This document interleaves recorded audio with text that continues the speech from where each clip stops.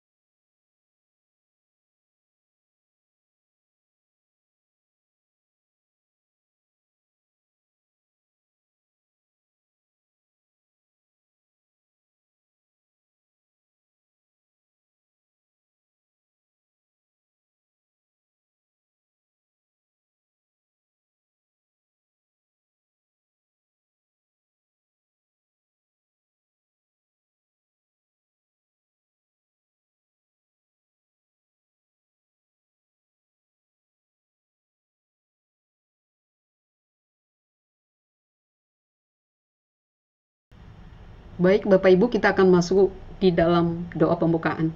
Kita bersatu dalam doa. Terpujilah Engkau, Tuhan Allah Bapa yang berada dalam surga, Allah yang kami sembah di dalam nama Tuhan Yesus, Allah yang hadir di tengah-tengah keluarga kami, sehingga sampai pada saat ini Engkau terus anugerahkan kami kerinduan untuk terus mau belajar mengenal Tuhan yang telah menganugerahkan kami kehidupan di tengah-tengah keluarga yang mengenal Engkau. Dan tanpa hentinya Tuhan, kami terus mau belajar sampai pada akhirnya kiranya firman Tuhan boleh terus menerangi kehidupan kami, karena kami tahu Tuhan, kami tidak mampu berbuat apa-apa di luar Engkau, terutama bagaimana hubungan kami dengan pasangan kami, dan lebih-lebih bagaimana kami membimbing anak-anak kami. Kami membutuhkan pertolongan Tuhan untuk boleh terus memperlengkapi kami. Dan kiranya malam hari ini Tuhan, kami kembali masuk di dalam satu materi yang penting, yaitu bagaimana gereja kami menjadi, keluarga kami menjadi tempat kami untuk terus belajar mengenal Tuhan, sehingga kehidupan keluarga kami boleh menjadi kemuliaan bagi nama Tuhan. Terpujilah Engkau Bapa di dalam surga. Kiranya Bapak Ibu yang telah hadir dalam ruang Zoom ini, Engkau berkati, Engkau mempersiapkan setiap hati kami, dan setiap pasangan suami istri yang akan hadir menyusul, kami juga serahkan ke dalam tangan-Mu. Kiranya Tuhan memberkati mereka. Begitu juga dengan hamba-Mu Pak Rizal Badudu. Kami bersyukur Tuhan untuk hamba-Mu yang telah Engkau persiapkan untuk menjadi saluran berkat-Mu kepada kami. Kiranya Tuhan sempurnakan seluruh persiapannya, dan pakailah dia menjadi saluran berkat-Mu bagi kami malam hari ini. Kami serahkan waktu ini ke dalam tangan-Mu ya Tuhan, dari awal sampai selesai. Di dalam nama Tuhan Yesus Kristus kami berdoa dan bersyukur kepada-Mu. Amin. Bapak Ibu yang dikasihi oleh Tuhan, sebelum kita masuk di dalam materi yang akan dibawakan oleh Pak Rizal, kita akan kembali menaikkan satu lagi lagu pujian dengan judul Berkat Bagi Keluargaku.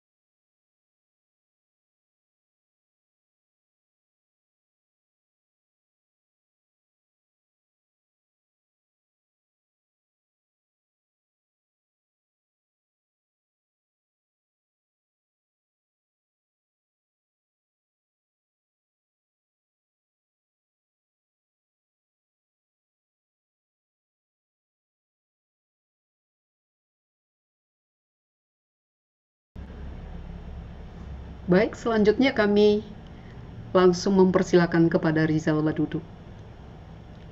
Ya, terima kasih Bu Yasna. Selamat malam semua. Terima kasih atas undangan ini melalui Lause Laura. Sudah lama ini ya. Terakhir saya catat tanggal 25 September tahun lalu.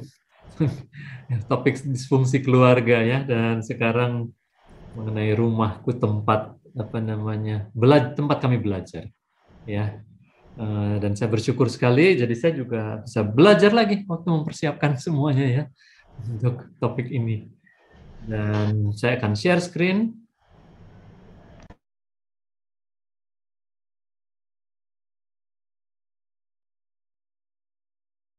Ya, rumahku adalah gerejaku, tempat kami belajar, merupakan seri, dan saya berterima kasih. Kami bersyukur sekali karena di dalam keluarga kami terus belajar sampai sekarang, nggak habis-habisnya. Dan sekarang anak-anak kami sudah umur-umur ini, sudah dewasa muda ya, dan kami harus belajar lagi bagaimana mendampingi anak-anak dewasa muda, karena lain lagi caranya. Jadi kami banyak salah lagi. Seperti mulai lagi dari nol begitu ya. Kepentok sana, kepentok sini. Tapi begitulah Tuhan menumbuhkan kita, ya. Nggak ada habisnya belajarnya buat kita sebagai satu keluarga, ya. Dan mari kita lihat pembahasan kita hari ini adalah beberapa hal. Yang pertama adalah ayat-ayat untuk pembelajar bagaimana Tuhan memberkati kita kalau kita mau belajar terus, Tuhan mendampingi kita, memimpin kita. Yang kedua adalah belajar bersama tentang karakter ya. Mengapa penting, apa itu karakter, bagaimana bertumbuh dalam karakter, dan bagaimana nanti menolong anak-anak kita bertumbuh dalam karakter. Dan bagian terakhir adalah belajar bersama tentang life skills. Nah, saya mulai dengan ayat dari Amsal ya. Terjemahan baru Amsal 18 ayat 15. Hati orang berpengertian memperoleh pengetahuan, dan telinga orang bijak menuntut pengetahuan. Jadi kalau kita mencari terus pengetahuan, kita lah yang disebut sebagai orang bijak. Kalau kita menambah terus pengertian kita dan kita memperoleh pengetahuan dari Tuhan ya, di NLT pakai intelligent people are always ready to learn. Their ears are open for knowledge. Nah, firman Allah yang hidup semuanya lebih jelas lagi ya, orang bijaksana terbuka untuk menerima gagasan-gagasan baru. Bahkan ia selalu mencarinya. Jadi nanti kita lihat ya keluarga kita bagaimana kita mencari terus enggak gitu ya. Dan dari Amsal 3 ayat 13 sampai 16 saya bacakan secara lengkap. Berbahagialah orang yang mendapat hikmat, orang yang memperoleh kepandaian, karena keuntungannya melebihi keuntungan perak dan hasilnya melebihi emas. Ia lebih berharga daripada permata. Apapun yang kau inginkan tidak dapat menyamainya. Umur panjang ada di tangan kanannya, di tangan kirinya kekayaan dan kehormatan. Luar biasa ya. Mari kita berdoa lagi. Tuhan Allah Bapa, kami membuka hati kami di hadapan-Mu. Kami ingin sungguh-sungguh mengerti firman-Mu dan terlebih lagi ditolong oleh Roh Kudus untuk menjadi pelaku-pelakunya. Tuhan, tolong kami. Kami minta dalam kesehatian supaya firman-Mu sungguh-sungguh berbicara kepada kami masing-masing. Setiap keluarga, setiap pasutri, sehingga kami boleh terus jadi manusia pembelajar dan juga memandu anak-anak kami untuk jadi pembelajar di dalam Tuhan. Dalam nama Tuhan Yesus kami berdoa. Amin. Nah, jadi ada banyak sekali orang lebih berkonsentrasi dalam hal-hal lain ya. Bisnis, pekerjaan, tentunya nggak salah. Tapi firman Tuhan mengatakan, di Amsal ya, Salomo mengatakan, ini orang yang udah kaya banget. Dia bilang, keuntungannya itu kalau belajar, kalau dapat hikmat, itu melebihi keuntungan perak, melebihi emas. Luar biasa loh. Dia itu permatanya, emasnya, peraknya luar biasa banyaknya, puluhan ton. Begitu ya. Tapi dia bilang itu lebih berharga daripada permata. Apapun yang kau inginkan tidak dapat menyamai kalau kita jadi pembelajar. Bahkan itu dikatakan umur panjang ada di tangan kanan, di tangan kiri itu kekayaan dan kehormatan. Kalau kita punya hikmat dari Tuhan. Indah sekali ya. Nah, sekarang kita meloncat ke Ulangan 6 ayat 4-7 yang tahun lalu juga saya bicarakan. Jadi saya nggak mengulas lagi latar belakangnya dan pengertian-pengertiannya, tapi kita mulai dari ayat 7 dikatakan diperintahkan haruslah engkau mengajarkannya berulang-ulang kepada anak-anakmu dan membicarakannya dan seterusnya dan seterusnya. Tapi ayat sebelumnya, ayat 6 adalah apa sih yang diajarkan? Oh, apa yang kuperintahkan padamu hari ini. Ya. Jadi perintah-perintah itu kepada siapa terlebih dahulu? Kepada para orang tuanya, kepada para orang dewasa. Sebelum mengajarkannya berulang-ulang kepada anak-anak, kita orang dewasa, kita orang tua harus terlebih dahulu memperhatikan semua perintah Tuhan itu. Jadi kalau mau mengajari anak-anak, kita duluan banyak belajar gitu. Nah, mundur lagi ke ayat 5. Kenapa kita diperintahkan untuk itu? Itu sebagai tanda bahwa kita mengasihi Tuhan Allah kita. Kalau kita mengasihi Dia dengan segenap hati, jiwa, kekuatan, maka kita akan memperhatikan perintah-perintah Tuhan. Artinya kita belajar terus. Nah, mundur lagi ke ayat 4. Katakan, dengarlah, dan kata shema ini dalam bahasa Ibrani. Katakan artinya dengarlah atau taatilah. Kita diperintahkan untuk menaati perintah ini. Karena Tuhan itu Allah kita, Tuhan itu esa. Jadi sebagai tanda kita mengasihi Tuhan, kita akan belajar, dan membuat rumah kita jadi rumah pembelajar. Jadi orang tua itu terlebih dahulu meneladankan dan memimpin proses belajar. Kalau orang tua terus demikian, anak-anak akan dengan sendirinya menjadi suka belajar. Ya. Nah, maka ada beberapa hal praktis ya.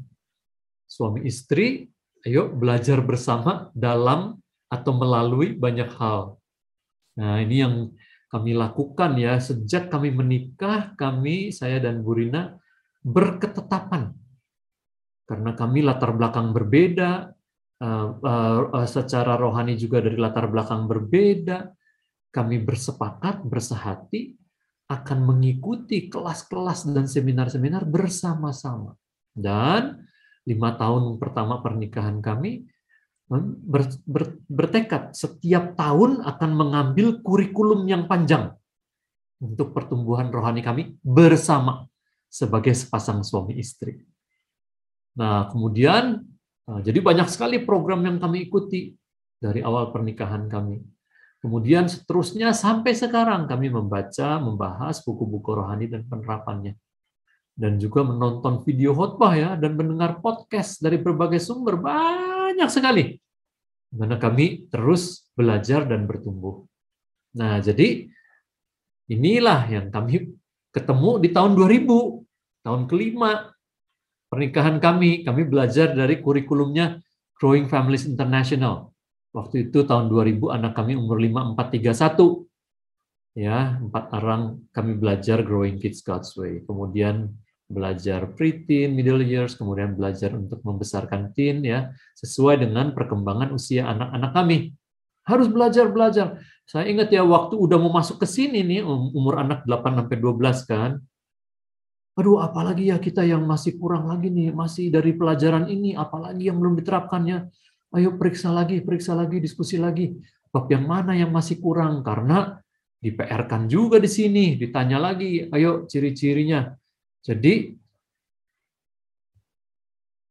nah kemudian, sekarang kemudian kami juga belajar dari ini, ya. Wah, banyak sekali, udah 20 tahun lebih. Ya, buku-buku mengenai karakter nih ya, banyak, ini cuma contoh beberapa. Nah, kemudian yang paling banyak ini Bu Rina ya belajar ini ya dari Tim Keller, dari begitu banyak khotbahnya. Nah, nanti saya diceritain, yang ini nih, wah begini nih artinya. Wah, memperdalam lagi. Dan kami juga banyak sekali belajar dari John Piper ya. Begitu banyak bukunya di website.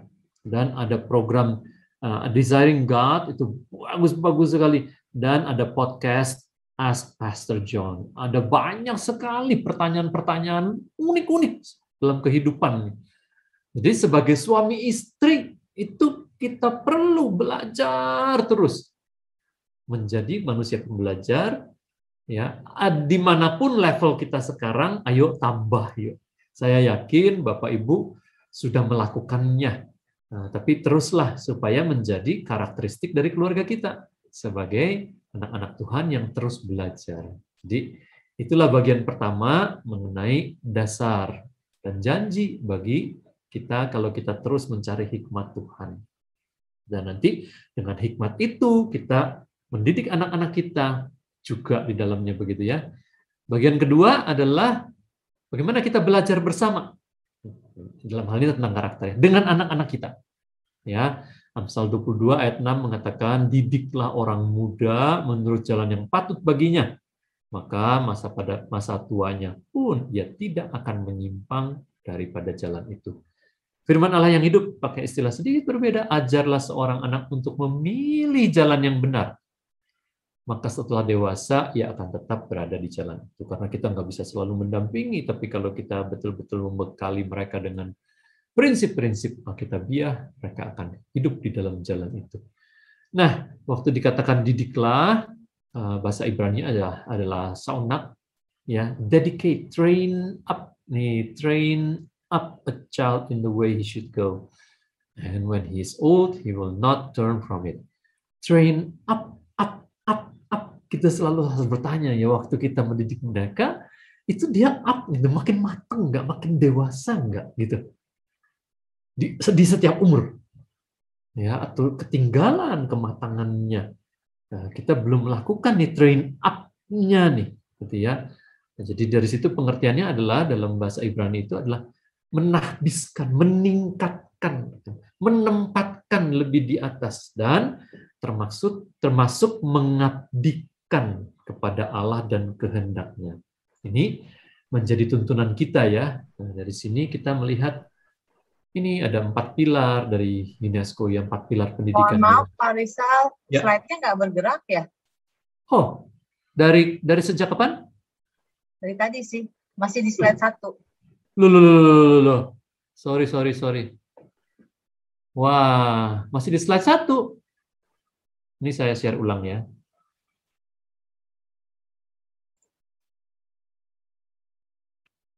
Ini kelihatan nggak? Apakah semua mengalami itu? Ya, sekarang kelihatan, Pak. Sekarang sudah. Ya, Amsal 22 ayat 6 sekarang. Ya, sekarang saya pindahkan ya, coba. Kelihatan nggak ini? Belajar dari berbagai sumber. Ya, gambar-gambarnya kelihatan semua kan? Ya, kelihatan Pak. Ya, jadi ini yang tadi saya ceritakan nih, begitu ya. Oke, sekarang masuk di ayat ini. Ini bergerak terus ya? Udah ya? Pak. Oke, terima kasih. Nah, dari situ kita lihat nih ya, ada 4 pillars of education. Pilar namanya pilar bangunan ya, mesti sama tinggi. Kalau nggak sama tinggi, bangunannya bisa roboh ya. Jadi menurut dokumen ini dikatakan bahwa anak-anak itu perlu dididik dalam pilar pertama, learning to know. Ini adalah kognitif, semua pengetahuan. Jadi perlu belajar. Tapi pilar kedua adalah learning to do. Ini semua mengenai skills. Nah, ada banyak orang yang kemudian berprofesi melalui pengetahuannya. Tapi nggak sedikit anak yang kemudian jadi dewasa menggunakan skillnya dalam pekerjaan bisnisnya, profesinya, seperti penyanyi, penari, pelukis, begitu ya, olahragawan, itu lebih banyak di sini. Tapi ini 2 nggak cukup. Karena pilar ketiga adalah learning to live together. Semakin ini bagus dilakukan, hal-hal ini akan semakin berdampak bagi masyarakat.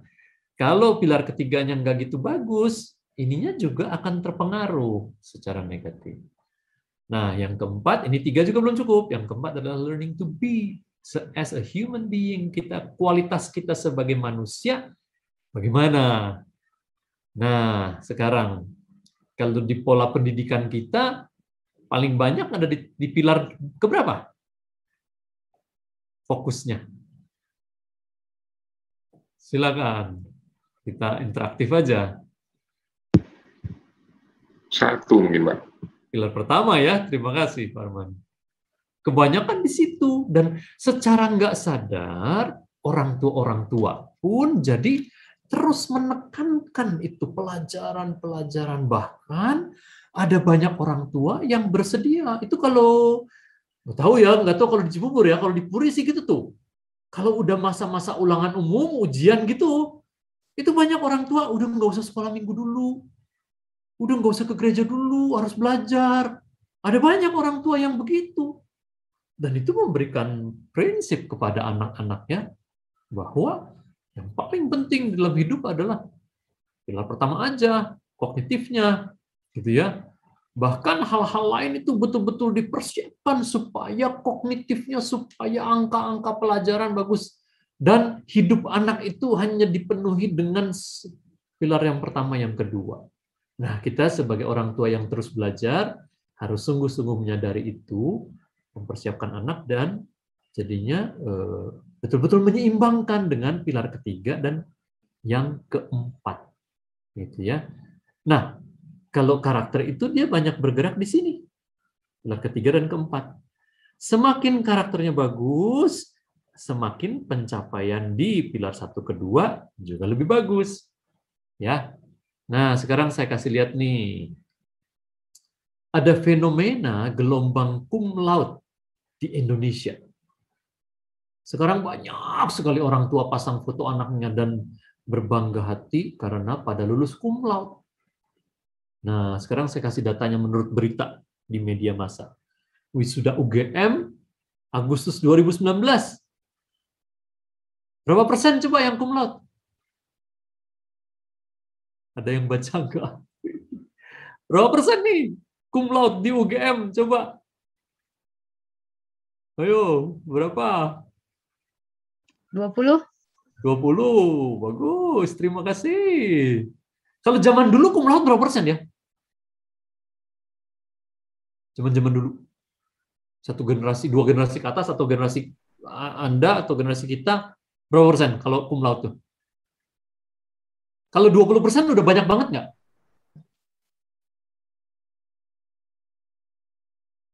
Banyak banget. Ini kita sedikit bisa interaktif, Bapak Ibu. Ayo, santai aja ya. Ini kan udah kenal deket juga semua. Jadi nggak usah jaim-jaim nih. Ayo.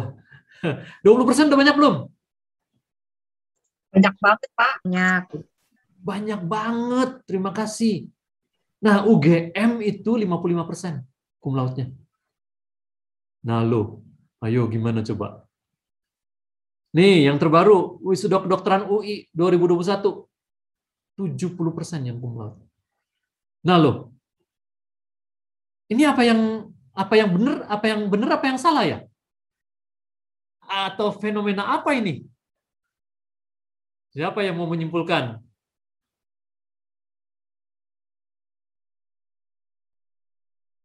Dan minta tolong ya, kalau bisa yang bisa kamera on. Kalau enggak saya kayak ngomong sama tembok nih. Susah banget ini. Yang bisa kamera on, tolong. Ya, boleh dibuka kameranya ya.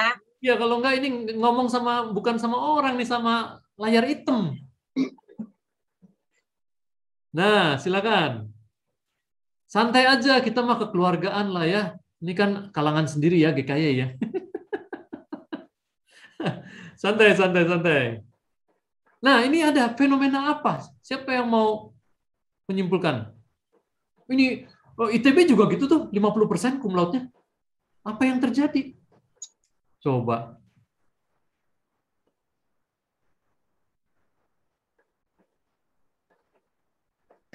makin gampang apa ya soalnya? Makin gampang mungkin ya gitu ya. Apa gini nggak? Generasi sekarang tuh memang jauh lebih pintar daripada generasi dulu gitu nggak? Setuju nggak? Setuju. Oh setuju. Iya. Begitu. Gizinya lebih bagus, Pak. Apanya lebih bagus? Gizinya. Gizinya. Gizinya lebih bagus gitu ya. Oke. Kalau menurut saya sih karena memang masalah pergeseran orientasi sih. Nah, gimana tuh? Generasi sekarang orientasinya jauh lebih ke kognitif ya, karena memang itu jadi kayak pride atau ini ya. Betul sekali itu. Pergeseran, termasuk di pergeseran orang tua ya. Iya. Pokoknya anak udah jangan dibuat susah, semuanya difasilitasi supaya angkanya bagus. Ya, itu dia. Nah, sekarang ya di kebanyakan tempat kalau saya tanya generasi yang lalu lebih nggak pinter daripada generasi sekarang. Wah, kebanyakan mah geleng-geleng kepala. Enggak lah. Mau seberapa gizinya lebih hebat? Enggak. Gitu ya. Nah, jadi apa yang terjadi? Nah, saya sebagai konsultan ya, yang banyak membantu perusahaan. Dan saya melihat orang-orang yang diterima di perusahaan, di bank-bank, itu banyak orang yang angkanya 3,5 ke atas, 3,8, 3,9, tapi nggak siap kerja. Ya. Mental toughness-nya nggak ada. Kerajinannya nggak ada. Tanggung jawabnya, dia lebih pasif nunggu disuruh, kalau enggak ya bukan tanggung jawab gua. Iya. Segala macam. Kenapa? Karena dia cuma belajar pilar 1, pilar 2. Nah, kita nih ingat orang tua yang belajar. Kita mau menyiapkan anak-anak tuh menyeluruh. Nah, kita semua tahu orang-orang yang sukses di kerjaan, di bisnis. Apakah orang itu semua yang hanya yang pinter-pinter aja angka-angkanya bagus yang sukses di bisnis, gitu kah? Gitu atau enggak? Tidak. Enggak banget. Ada lebih banyak orang yang sukses di bisnis yang biasa-biasa aja di kelas. Nah, ini orang-orang ya yang angkanya bagus-bagus gitu ya. Terus waktu mau jadi dosen, mau jadi guru, boleh nggak sama orang tuanya? Ya, masih katanya. Lah, waktu sekolah disuruh angkanya bagus. Waktu mau jadi dosen, jangan deh, jadi pengusaha aja deh gitu ya. Loh, nggak nyambung ini. Nah, jadi ternyata sekarang itu adalah hukum supply dan demand. Karena perusahaan-perusahaan menyeleksi alumni-alumni berdasarkan angkanya. Nah, si universitas-universitas ingin lebih baik dong tingkat penerimaannya, lulusannya. Ya udah, lu mintanya angka tinggi, gua kasih angka tinggi. Jadi itu ada fenomena gelombang cum laude. Nah, maka saya sebagai konsultan, saya mendampingi juga beberapa kampus Kristen. Saya betul-betul bilang, aduh tolong jangan ikut dalam perlombaan seperti ini. Nah, jadi kita sekarang mau lihat, itulah pentingnya karakter jadinya. Karena dengan karakter yang kuat, learning to live together, learning to be, dia akan punya hasil yang baik di dalam kehidupannya. Itu pentingnya karakter, belajar bersama tentang karakter ya, dengan anak-anak kita. Maka sekarang kita lihat, apa sih karakter itu? Dari Ibrani 1 ayat 3a ya. Ia, Kristus adalah cahaya kemuliaan Allah dan gambar wujud Allah, dan menopang segala yang ada dengan firman-Nya yang penuh kekuasaan. Nah, kata gambar wujud ini adalah karakter. Nah, hanya satu kata ayat yang pakai kata karakter di seluruh Alkitab. Ada banyak ayat lain yang kira-kira sama, tapi kata karakter ini satu. Jadi, waktu kita belajar karakter dan kita mengajari anak-anak dalam karakter, kita mau belajar tentang what would Jesus do. Kalau Yesus menghadapi situasi seperti sekarang saya hadapi, Yesus akan lakukan apa ya? Kalau orang marah sama saya, Yesus, kalau orang marah sama Yesus, Yesus gimana ya? Kita kan belajar banyak sekali mengenai Yesus menghadapi berbagai situasi ya. Nah, itu kita sedang belajar meniru gambar wujud Allah. Kalau Yesus merupakan gambar wujud Allah, kita meniru karakter Kristus. Nah, sekarang dari pengertian kata ya dalam bahasa Yunani ya. Karakter itu yang pertama adalah instrument used for engraving or carving. Itu instrumen, alat yang dipakai untuk ngukir. Wah, berarti ini alatnya keras ya. Dan kalau ngukir tuh di permukaan yang keras ya. Nah, kita kalau belajar karakter dan mengajari anak-anak kita dalam karakter Kristus, kita seperti ngukir dalam kehidupan kita dan dia. Gambar-gambar yang indah menurut prinsip Alkitabiah. Nomor 2, ini mark stamped upon that instrument or brought out on it. Ini kayak mark nih, stamp, dicap. Ini kan leather ya, kulit dicap gini gampang hilang nggak? Enggak. Udah betul-betul diem di situ. Nah, kita mau cap diri kita dengan tanda-tanda dari sifat-sifat Kristus, gambar wujud Allah itu. Nomor 3, ini a mark, tanda atau angka yang dibakarkan di ini nih, ternak nih, dibikin impresi kita seperti mau bakar itu dengan ciri-ciri gambar wujud Allah. Nggak bisa hilang ini. Sampai waktu orang-orang lihat sikap kita, tindak laku kita, maka itu seperti garam dan terang dunia. Karena kita belajar dari Kristus. Nah, jadi definisi karakter itu adalah kualitas-kualitas yang teguh. Ya, karena itu karakter Kristus itu melulu mengenai kualitas, nggak ada karakter yang buruk. Kalau pengertian kamus kan ada karakter baik, ada karakter buruk ya, sifat baik, sifat buruk ya. Kalau dalam pengertian ini nggak ada, karena kita belajar tentang karakter Kristus. Melulu mengenai kualitas, semua tuh tanggung jawab, kerajinan, antusiasme, ketaatan, semuanya tuh itu adalah kualitas Kristus. Dan itu teguh dan khusus tertentu. Yang kalau kita bangun dalam kehidupan kita, itu menentukan respons kita. Respons kita akan tetap berkualitas. Kondisinya bagus atau kondisinya nggak bagus. Gitu. Nih, kalau jemaat ya, suka milih-milih ya. Kalau hamba Tuhannya, aduh, siapa nih yang khotbah ya? Aduh, gua nggak suka nih yang ini. Aduh, kurang jelas nih kalau ini. Aduh, gue jadi malas, gitu tuh. Sebetulnya saya juga bilang sama mahasiswa-mahasiswa gitu, waktu dosen kita makin nggak jelas, kita harus makin menunjukkan kualitas, makin penuh perhatian. Makin kita nggak suka, wah nggak jelas nih, makin kita harus penuh perhatian terhadap hamba Tuhannya. Itu kualitas karakter dari Kristus. Jadi waktu kondisi nggak bagus, kita lebih menunjukkan kualitas. Nah, kita mau seperti pilar-pilar ini nih, teguh. Nah, orang sering bilang gini, nah, kalau lu baik ya gue baik, kalau lu nggak baik ya gue nggak baik. Nah, itu nggak teguh ya, gitu. Nah, kita mau seperti Kristus. Nah, saya perkenalkan buku saya ya, supaya Anda bisa memperolehnya, karena kita ketemu cuma sedikit. Ini buku 2 jilid ya, mengembangkan karakter pribadi, baru mengembangkan karakter anak. Karakter siswa di sekolah, karakter karyawan di perusahaan, karena ini berdasarkan pengalaman ya, hampir 20 tahun. Nah, kalau kita jadi manusia pembelajar, kita dulu sebagai orang tua belajar karakter Kristus untuk kita. Baru kita belajar bersama-sama dengan anak-anak kita. Nah, pendekatannya di dalam buku itu adalah dari tengah-tengah dari hati. Itu ya. Kita tanamkan prinsip-prinsip karakter itu di dalam hati, jadi prinsip kita. Dengan itu kita mengelola diri dan mengelola relasi.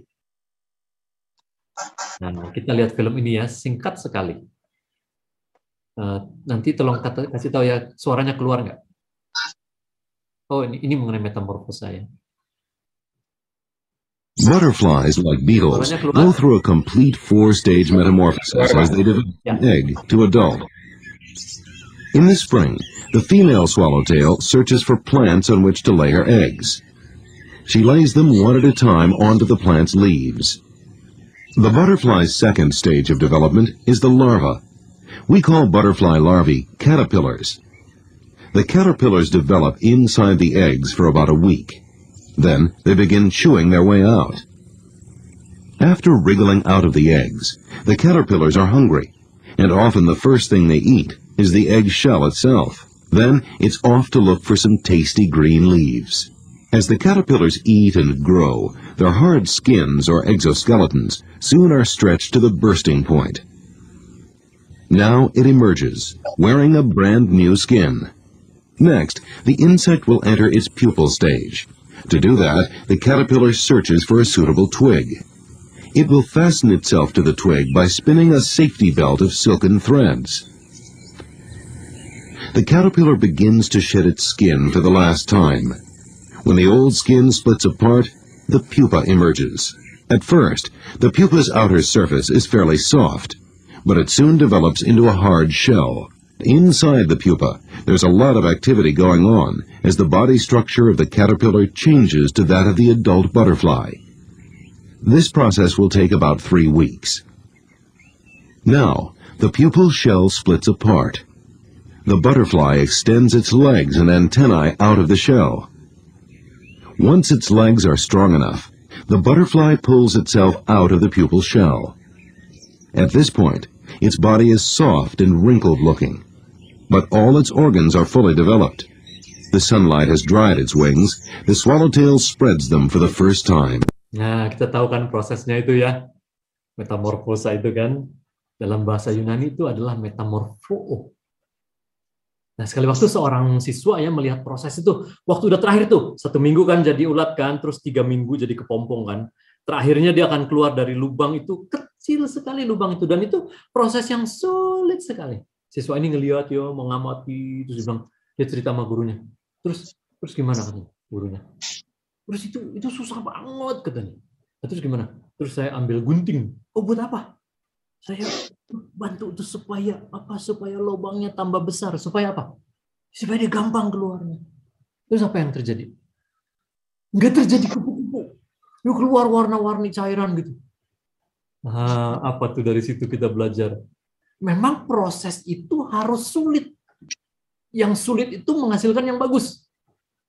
Maka arti kata metamorfo adalah Butterflies, like beetles, go through a complete adalah berubah dari dalam. Nggak bisa dari luar. Dari dalam hati makanya. Kita dipimpin oleh Roh Kudus dari hati kita terlebih dahulu. Dia arti kata ini adalah berubah dari dalam. Nggak bisa disuruh-suruh ubah dari luar kalau kita nggak menanam di hatinya prinsip-prinsip. Maka kita menanamkan firman di dalam hati anak-anak kita dan diri kita sendiri, dan kita berubah dari dalam, metamorfo. Dan pengertian lain dari metamorfo adalah satu arah, ulat, kepompong, kupu-kupu. Nggak bisa balik lagi. Kupu-kupunya capek katanya, mendingan jadi kepompong, masuk lagi gitu. Nggak bisa. Nah, kita kan suka bolak-balik ya, udah jadi bagus, jadi jelek lagi, ya bagus, jelek lagi gitu ya. Nah, ini yang disebut dipakai kata yang dipakai dalam Roma 12 ayat 2. Katakan, janganlah kamu menjadi serupa dengan dunia ini, tetapi berubahlah oleh pembaharuan budimu, sehingga kamu dapat membedakan manakah kehendak Allah, apa yang baik, yang berkenan kepada Allah, dan yang sempurna. Waktu dikatakan berubahlah sesuai dengan pembaharuan budimu, itulah kata metamorfo. Jadi waktu kita mau berubah sesuai dengan pembaharuan budi, dari dalam roh kita, untuk semakin menyerupai Kristus, satu arah. Itulah yang firman katakan. Nah, waktu kita belajar karakter, itu yang kita lakukan. Dari prinsip-prinsip firman Allah atau prinsip-prinsip yang baik, kita tanamkan di dalam hati kita dan anak-anak kita, dan itu menolong perubahan kita sesuai dengan arti kata metamorfo itu. Dan kita tidak menjadi serupa dengan dunia ini, tapi berubah sesuai dengan pembaharuan budi. Dari situ kita bisa membedakan manakah kehendak Allah. Waktu setiap menghadapi situasi, ini kalau what would Jesus do? Karakternya tadi ya. Ini saya harus lakukan apa ya? Terutama waktu situasi nggak enak. Begitu. Kita kan cenderung mau emosional ya. Mau marah gitu kan. Respons kita. Tapi semakin kita belajar gambar wujud Allah, kualitas karakter, kita semakin meniru respons Kristus. Nah, dari situ, ini sekarang ya di buku saya membahas cuma 10 karakter. Dari yang saya pelajari 49 karakter Kristus ya. Ini 5 untuk mengelola diri, 5 lagi untuk mengelola relasi. Sekarang pertanyaan, ayo kita coba yuk. Self-assessment ya, secara mudah saja. Pasti Anda bisa mengetahui semua arti ini secara jelas lah. Ini bukan satu yang sulit ya. Ayo, sekarang jawab dengan jujur. Karakter apa yang paling kuat dalam diri saya? Nomor berapa? Silakan sebut. Siapa yang mau duluan? Bu Yasna dulu deh. Nomor berapa?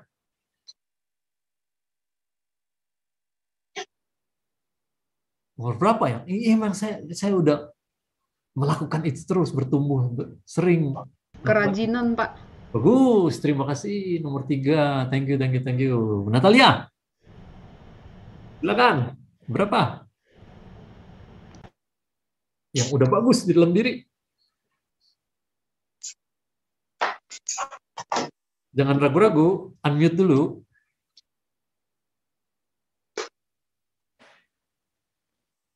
Nomor berapa? Sepertinya saya belum, Pak. Yang benar-benar melakukannya dengan sungguh-sungguh kayaknya belum. Oke, yang paling di antara 10 itu, gitu aja. Yang paling. Yang paling. Apa ya? Iya, pasti kita banyak hal yang udah baik kita. Tuh, anaknya Pak Atur tuh. Nomor berapa dia milihnya ya? Ketulusan, Pak. Oke, bagus. Terima kasih. Pak Arman. Berapa? Nomor berapa? Saya nomor 8, Pak. Kesempatan waktu. Bagus. Terima kasih. Sekarang pertanyaan saya berikutnya ya. Nah, yang mana? Yang nomor berapa yang paling lemah? Yuk, buka-bukaan yuk. Kan kalangan sendiri. Berapa, Pak Atur? Nomor 2. 2, oke, daya tahan tuh kalau menghadapi tekanan gitu ya. Kayak sekarang nih pandemi udah 1,5 tahun begini. Oke, terima kasih. Siapa lagi yang lain? Mbak Etna. Berapa?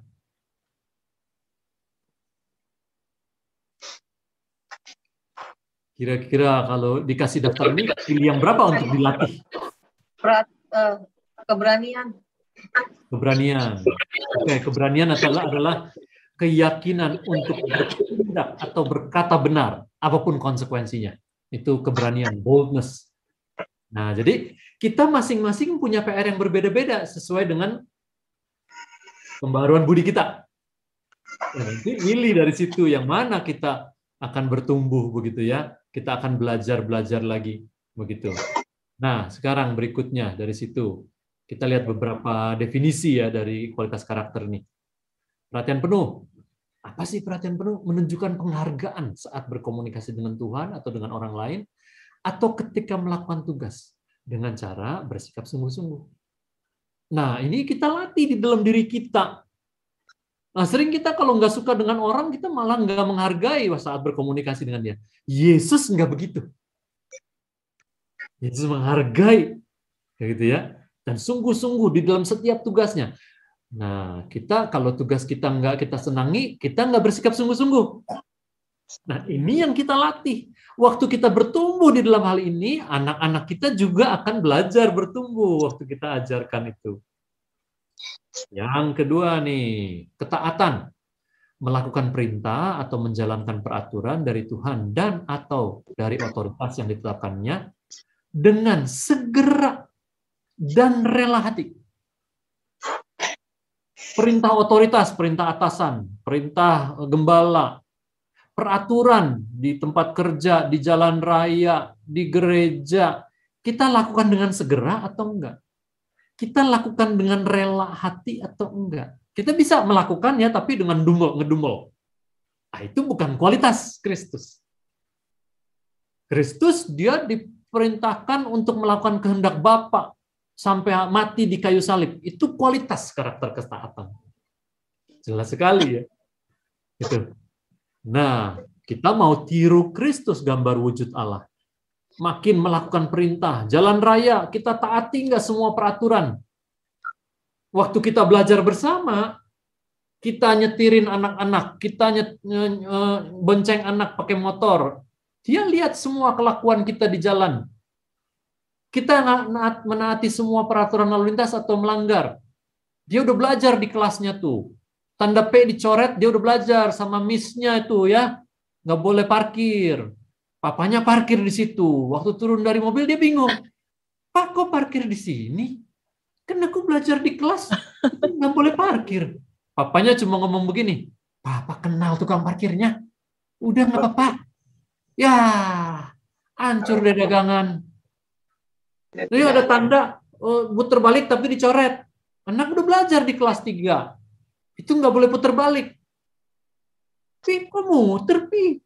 Itu di sana macet. Tapi kan itu nggak boleh muter, kata anaknya.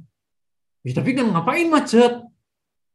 Nah, itu nggak menunjukkan respons yang nggak berkualitas. Kita mau meniru ketaatan Kristus. Kita mau belajar. Dan waktu kita belajar, kita melakukan gambar wujud Allah, kita jadi mengajari anak-anak kita untuk menjadi pelaku gambar wujud Allah. Satu kali seorang ayah ya, yang biasanya nggak taat di lalu lintas, dia udah belajar nih karakter ketaatan. Terus dia, oke, saya mau taat sekarang. Terus dia berhenti di lampu merah. Terus anaknya bilang, kok berhenti? Bingung anaknya. Biasanya bablas gitu kan. Kok berhenti, Pi? Katanya, bingung anaknya gitu kan. Terus papinya bilang, iya, maaf ya, papi salah selama ini. Papi itu nggak taat sama peraturan lalu lintas. Sekarang papi udah belajar. Kalau taat sama Tuhan itu berarti taat sama peraturan juga. Kemudian papi itu mendapati anaknya jadi lebih mudah taat kepada papi di rumah. Karena dia lihat contoh. Dia lihat, inilah kalau rumah kita tempat kami belajar. Hal-hal yang indah terjadi di situ. Gitu ya. Nah, karakter terakhir yang saya mau contoh, satu lagi ya. Tanggung jawab. Mengenali, recognizing ya, setiap peran yang dimiliki dan menuntaskan hal yang diharapkan oleh Tuhan dan orang lain dalam peran tersebut. Kalau peran sebagai bawahan, apa aja tanggung jawabnya? Baik itu ada di job desk atau enggak ada di job desk. Kalau peran sebagai atasan, apa aja tanggung jawabnya? Ada di job desk atau enggak ada di job desk? Peran sebagai suami, peran sebagai ayah, peran sebagai istri, peran sebagai ibu. Nah, kalau kita berlatih karakter tanggung jawab, itu semua diharapkan oleh Tuhan dan juga oleh orang lain, oleh pasangan kita, oleh anak kita. Dan kita lakukan tanggung jawab itu tanpa diminta, dituntut, disuruh. Karena kita mau mengasihi Allah tadi ya. Kita menaati Allah, Shema ya. Dan kita jadinya adalah betul-betul mau meniru gambar wujud itu. Satu karakter terakhir yang saya mau jelaskan itu adalah antusiasme. Dengan ayat, kita sering Bapak Ibu baca, Kolose 3:3, apapun juga yang kamu perbuatlah dengan segenap hatimu, seperti untuk Tuhan, bukan untuk manusia. Dari situ, itulah karakter antusiasme. Dengan kekuatan dari Tuhan, melakukan usaha terbaik dalam setiap tugas atau situasi. Untuk apa? Untuk memuliakan Tuhan. Ada tugas-tugas yang kita nggak senang? Ada, wajar. Di kerjaan. Ada tugas-tugas yang sulit? Ada. Tapi kalau kita memuliakan Tuhan, kita tetap bersungguh-sungguh melakukan usaha terbaik. Ada situasi-situasi yang nggak menyenangkan? Ada. Sekarang ini juga situasi nggak menyenangkan. Pandemi udah 1,5 tahun. Ada banyak keluarga stres? Banyak. Tapi kalau orang yang antusias, dia akan tetap berkualitas. Kalau orang tua tetap berkualitas, anak-anak di rumah lihat, papa mama tetap semangat, tetap bersyukur, tetap memuji Tuhan. Dia belajar. Dan bersama-sama kita jadi pelaku firman Tuhan, gambar wujud Allah. Nah, satu hal terakhir, antusiasme itu etimologinya ya, asal kata antusias adalah entheos dalam bahasa Latin. Terdiri dari 2 kata. En dan theos. En adalah di dalam, theos adalah Tuhan. Jadi orang antusias itu bukan yang suaranya keras, yang loncat-loncat apa gitu ya, semangat, bukan. Orang yang pendiam juga bisa antusias karena arti dasar antusias adalah di dalam Tuhan. Artinya apa? Saya artikan 3. Bersumber dari Tuhan, enggak pernah kering. Justru dalam situasi-situasi yang nggak enak, situasi yang sulit, kerjaan yang, bisnis yang susah, negosiasi yang susah, kita cari sumber kekuatan dari Tuhan. Wih, saya udah mengalami banyak sekali. Kekuatan Tuhan dalam keadaan sakit, dalam keadaan apa, nggak enak sebagainya. Kedua, berorientasi kepada Tuhan. Seperti Kolose 3:23. Semakin kita orientasikan kepada Tuhan, perbuatan-perbuatan kita kecil atau besar, pasti makin benar. Nah, kalau kita mengajari ini, melakukan ini, dan mengajarkannya kepada anak-anak kita jadi belajar bersama. Dan dia juga menerapkan prinsip yang sama, indah sekali. Dan ini nggak mungkin kita lakukan kalau pakai kekuatan kita sendiri. Jadi ketiga, entheos adalah oleh kekuatan Tuhan. Nah, kalau orang-orang melakukan ini, kita melakukannya sebagai orang tua, anak-anak kita melakukan. Saya di bisnis saya, di kerjaan sebagai konsultan, udah melihat begitu banyak. Tuhan berbuat secara luar biasa dalam pekerjaan sebagai konsultan karena entheos ini. Nah, nanti di setiap karakter itu ada ciri tindakannya. Ciri tindakannya jelas, jadi akan sampai ke tindakan. Bukan konsep aja kalau karakter itu ya. Kita belajar untuk bertindak begini. Mengandalkan kekuatan Tuhan, bukan mengutamakan kemampuan diri. Dalam setiap tugas dan situasi. Juga di kerjaan-kerjaan yang udah kita kuasai. Kita jangan mengutamakan kemampuan diri, tapi mengandalkan kekuatan Tuhan. Dan ini harus dilatih terus. Dan anak-anak bisa lihat itu dalam keluarga. Dan B, kita melakukan usaha terbaik dalam setiap tugas situasi. Seperti tadi artinya, definisi. Kita memberi semangat melalui kata-kata, sikap, dan tindakan kepada orang di sekitar. Juga di pandemi ini ya. Kemudian keempat, kita fokus pada solusi dan bukan pada masalah. Pada kesempatan dan bukan pada hambatan. Dan terakhir, kita pasti akan mengalami kegagalan-kegagalan. Kita segera bangkit untuk tetap mencapai tujuan. Nah, itu ciri-ciri dari orang yang berkarakter antusiasme. Kita meniru Kristus dalam hal itu. Dari situ kita ngajarin anak-anak kita. Memberi panutan. Dan dia bisa melihat dan dia akan terbentuk jadi seperti itu. Nah, sampai segini dulu nih, baru setengahnya nih. Silakan kalau ada pertanyaan.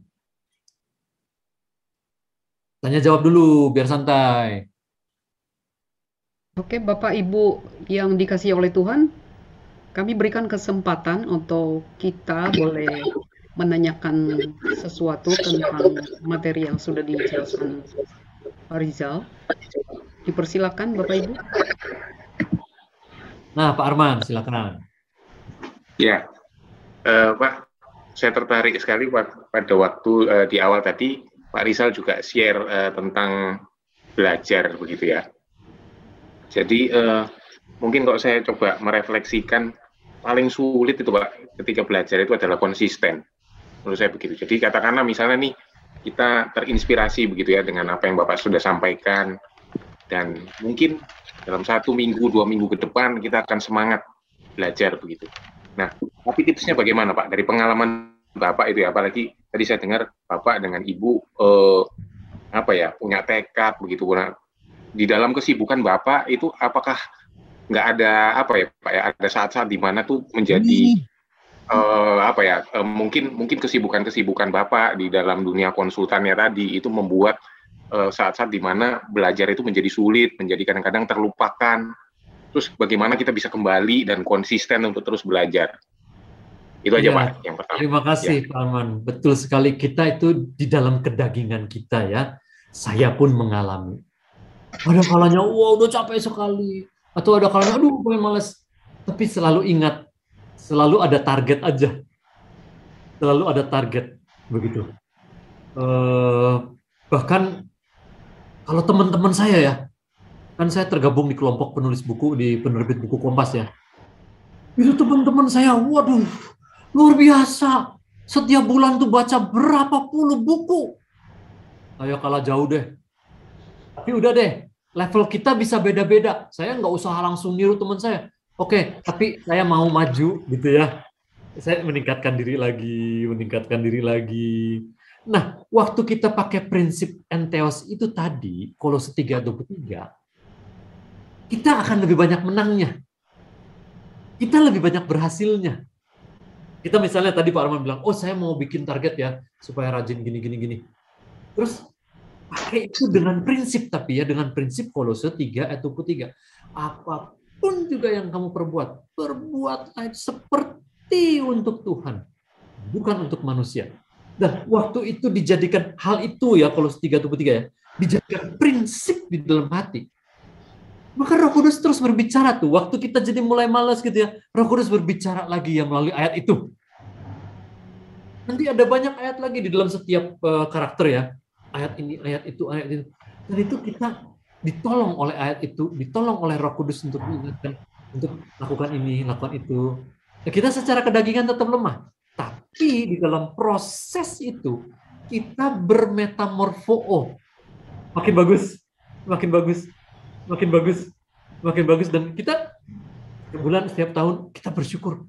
Duh Tuhan, terima kasih sekali ya. Ya udah bisa ditolong jadi seperti ini. Begitu. Prosesnya begitu Pak Arman ya. Terima kasih.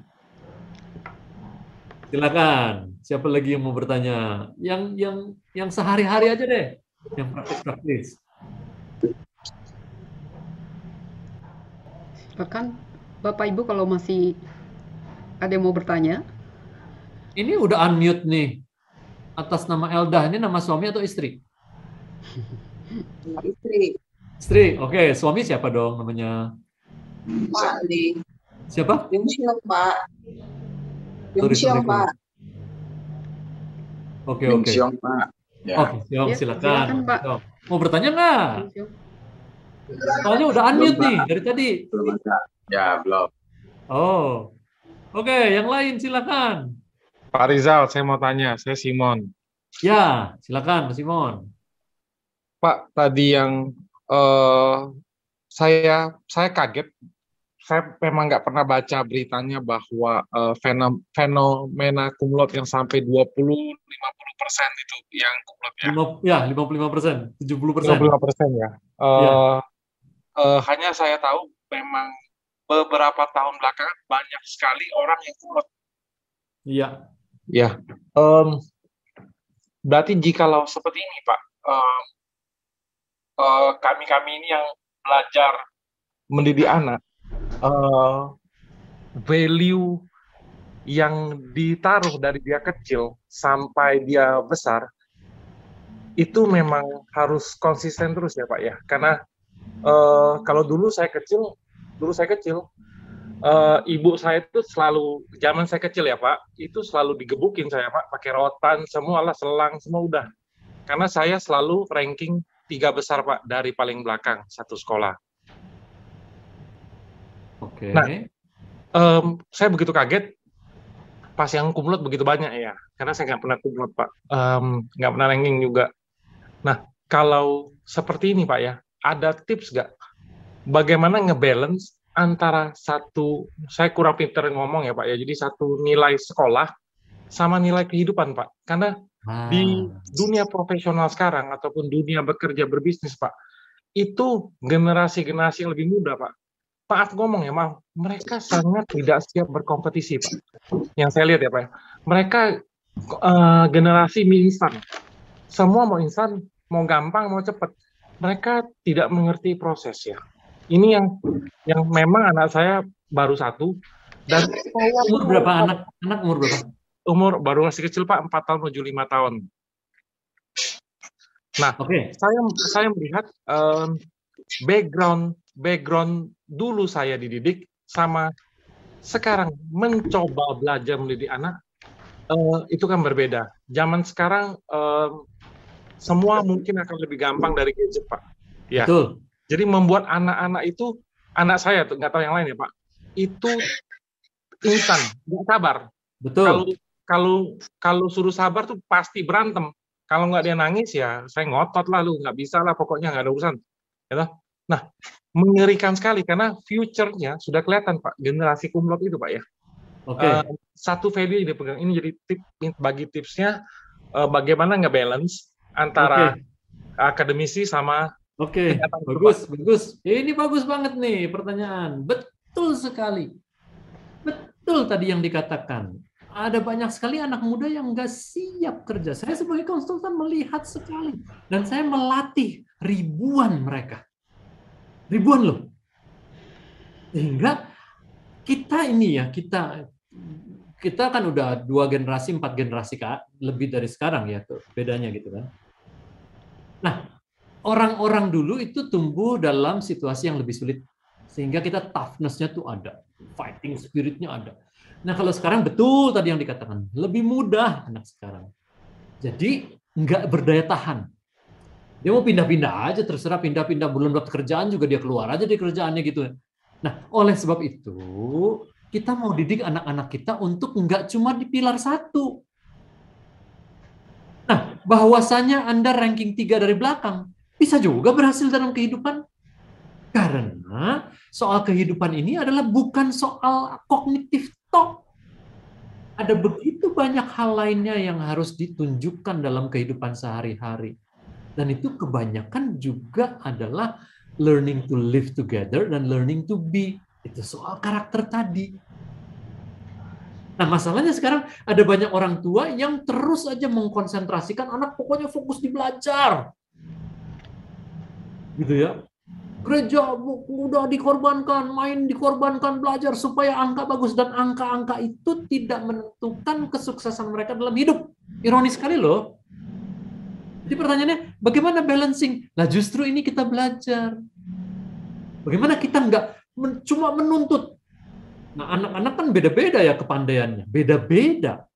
Anak kami 4, kepandaiannya beda-beda dikasih sama Tuhan. Yang kami mau adalah mereka berusaha maksimal sesuai dengan kepandaian masing-masing.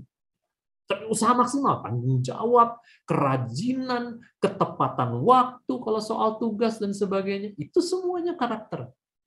Tetap dengan karakter-karakter itu, anak kami yang paling pintar itu ya angkanya segini. Anak yang nggak terlalu pintar segini. Anak yang lebih nggak pintar segini. Tapi kami lihat usahanya.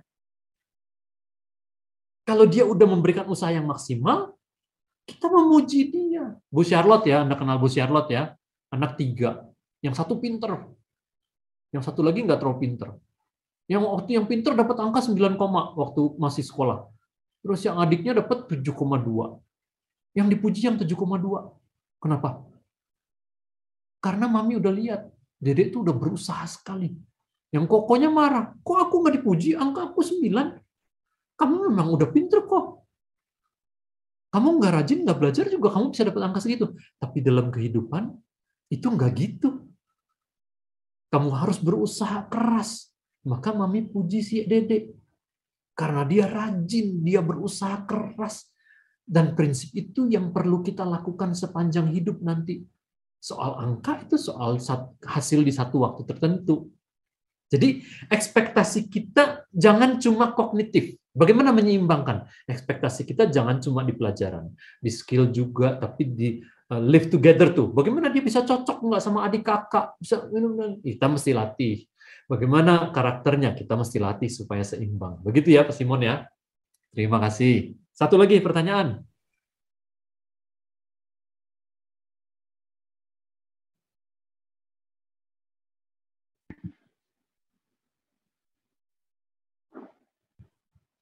Ayo.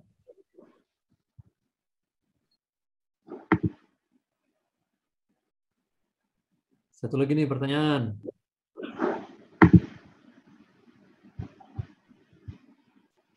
Pak Arman lagi, silakan. Ya Pak, sedikit saja kalau boleh. Tadi saya tertarik lihat buku Bapak gitu ya. Satu disebutkan selain anak, siswa juga karyawan.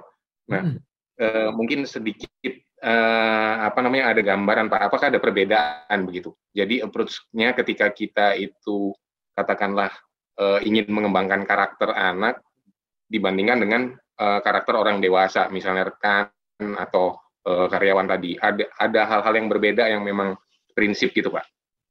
Iya, beda. Terima kasih. Strateginya beda, metodenya juga beda.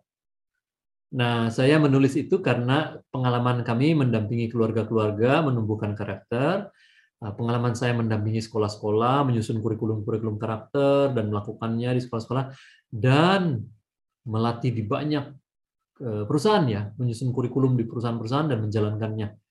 Nah, beda memang, begitu ya.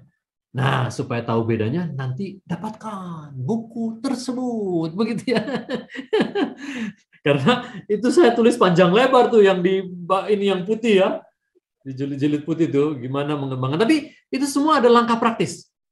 Langkah praktis bagaimana membangun karakter taat. Bagaimana membangun karakter tanggung jawab.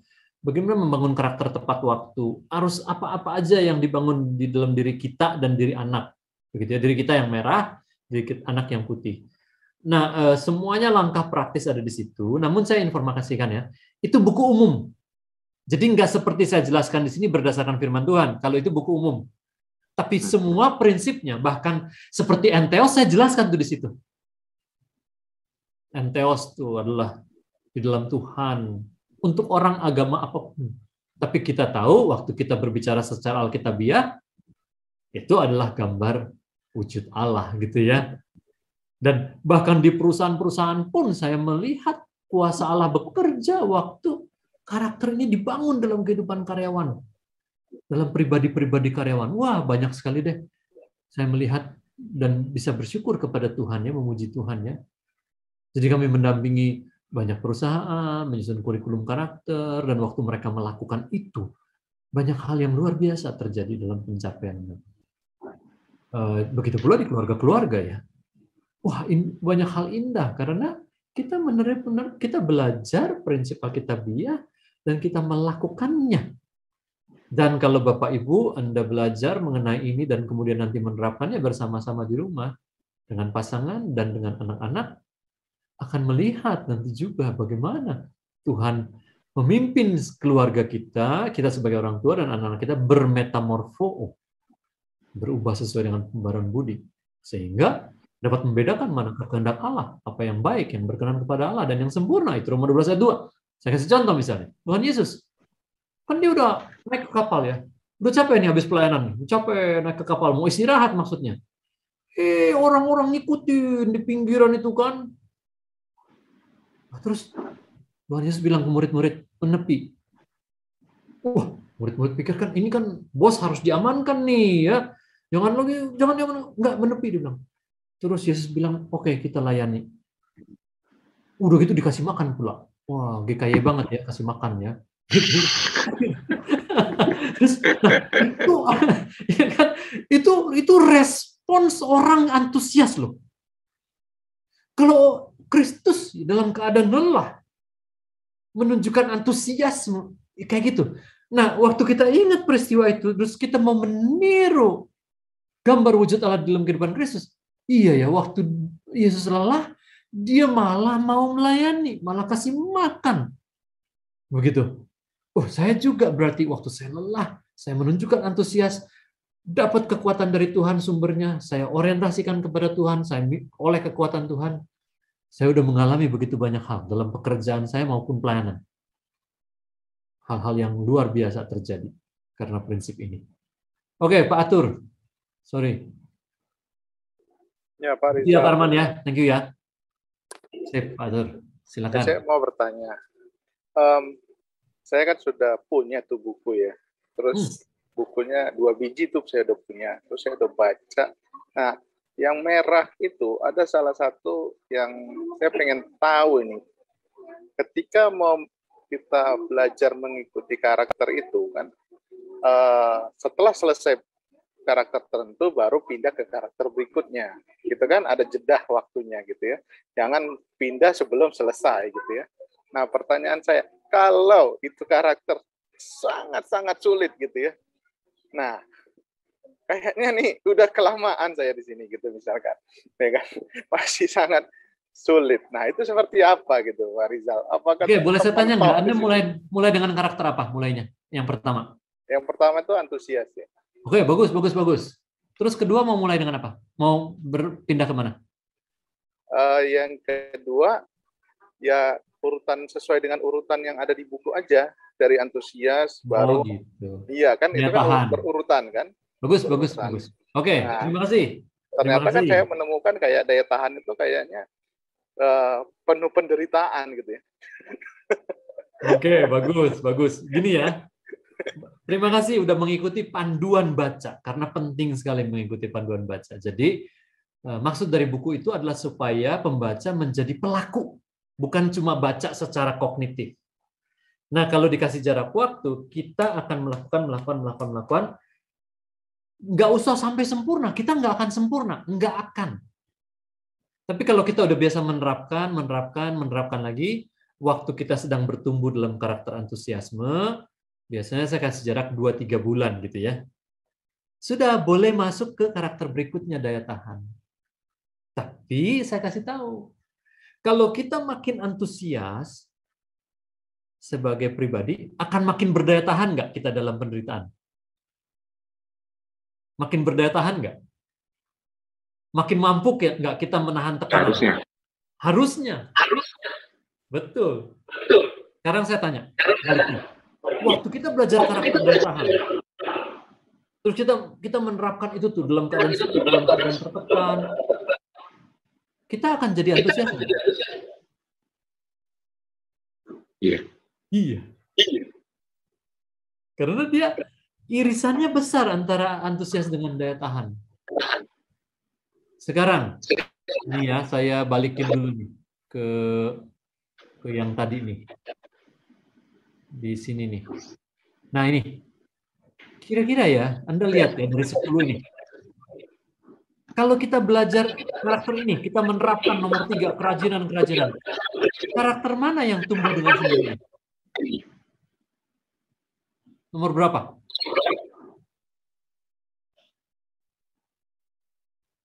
Nomor 10. Betul.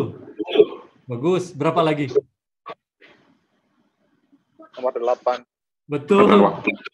Betul sekali. Jadi waktu kita makin rajin, kita pasti akan usahakan tanggung jawab kita terlakukan semuanya. Waktu kita makin rajin, kita menepati waktu. Jadi dia nggak betul-betul waktu kita belajar ini aja kita udah ke nomor 2 juga. Dan sebagainya. Jadi nggak usah tunggu sempurna, silakan lanjutkan dengan karakter berikutnya. Tapi tetap yang nomor 1 kita jadikan prinsip di dalam hati ya, sehingga menghadapi situasi apa. Misalnya saya senang kalau menghadapi klien yang wah baik banget ya, klien utama kami BCA itu udah pengertiannya tinggi sekali gitu ya. Ada klien yang galak, ada dong. Saya secara manusia lebih nggak suka, iya dong. Tapi justru waktu menghadapi klien yang galak, saya harus pakai prinsip daya tahan dan antusias sekaligus. Itu sama seperti saya melatih di bank-bank. Waktu nasabahnya nggak nyenengin, bisa nggak enteos? Nah, waktu kita enteos, kita makin bisa melayani si nasabah yang nggak nyenengin itu, yang suka marah-marah, yang tuntutannya banyak, dengan lebih bagus. Karena kita bukan berhadapan dengan nasabah aja, kita, nasabah, dan Tuhan. Saya menjelaskan ini di perusahaan-perusahaan umum. Coba deh, Anda pikirin waktu Anda berhadapan dengan nasabah, itu bukan cuma Anda dengan nasabah. Anda, nasabah, dan Tuhan, segitiga. Akan makin baik nggak Anda melayaninya? Iya sih, masih ada kata sih tapi. Iya sih. Iya pasti. Saya udah ngalamin sendiri dari dulu waktu kerja di bank. Nah, jadi lihat ya, waktu kita berlatih karakter itu, kemudian nanti kita melatihkannya pada anak-anak, wih, hal-hal yang indah terjadi. Begitu ya? Atur ya. Mudah-mudahan terjawab nih ya. Ya, terjawab Pak. Ya, saya baru tahu nih ya, maksudnya 10 ini berkaitan gitu ya. Jadi saya sebelumnya berpikir cuman oke lah saya melatih 1 gitu ya, terus nggak melihat itu berkaitan sama yang karakter yang lain gitu ya. Saya baru lebih tercerahkan di sini. Sip. Puji Tuhan. Terima kasih. Oke, sekarang saya beralih ke bagian terakhir ya. Ini saya mesti stop share dulu. Saya masuk ke bagian yang berikutnya. Nah, ini bagian 3. Ya, kita belajar bersama tentang life skill. Nah, tadi kan pertanyaan Pak Simone, gimana menyeimbangkan tuh? Nah, kalau kita belajar dan mengajari anak-anak kita tentang life skill, ini seperti soft skill gitu ya. Kalau pelajaran kan hard skill, gitu kan? Ini problem solving, self communication skill, listening and speaking, confidence, dan segala macam ya. Nah, mari kita lihat contoh-contoh. Nanti dari contoh-contoh ini, Anda modifikasi. Lakukan dengan gaya sendiri di keluarga. Ini contoh dari banyak keluarga. Ya. Contoh nih, yang pertama adalah A, belajar tentang iman. Dari keluarga GI Denny dan VB di GKI Puri. Banyak sekali melakukan faith talk. Slide-nya nggak bergerak. Oh. Terima kasih. Sebentar ya. Ini gambar yang tadi. Sekarang saya gerakkan. Bergerak? Tidak. Tidak, Pak. Aneh. Saya stop share lagi. Aneh. Lagi ya. Ini udah nampak? Sudah. Sekarang saya gerak. Ini yang tadi ya, nomor 3 ya, belajar bersama tentang life skill, oke? Betul? Betul nggak? Tolong saya dikasih tahu. Ya, betul. 3. Ini bergerak nggak? Enggak, Pak. Aneh ya.